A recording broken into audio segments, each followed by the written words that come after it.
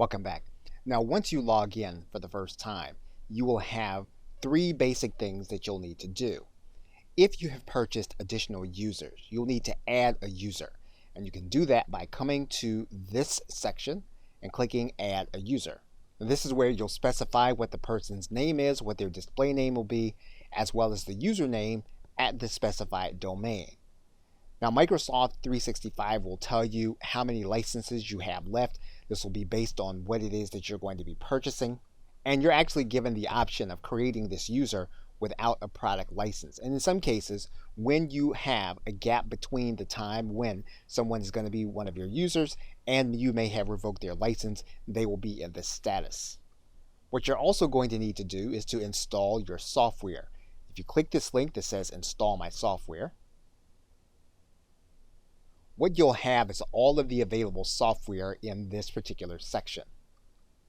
And so if you already have your core applications and you're not using Office 365 in order to get those core applications, you'll typically have your Skype for Business, and that's the only one of the additional applications you're going to be using that actually can be installed to your PC.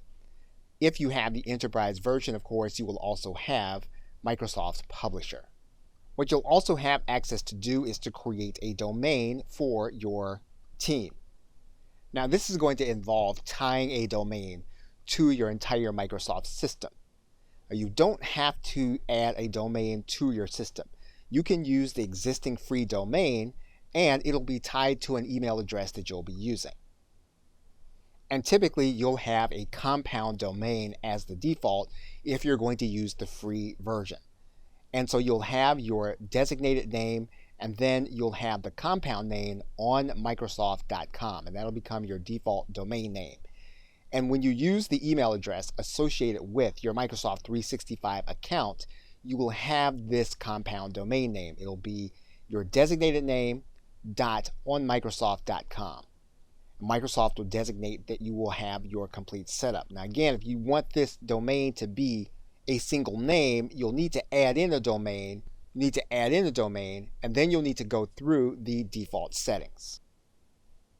Okay, so with that, thanks, and I will see you in another video.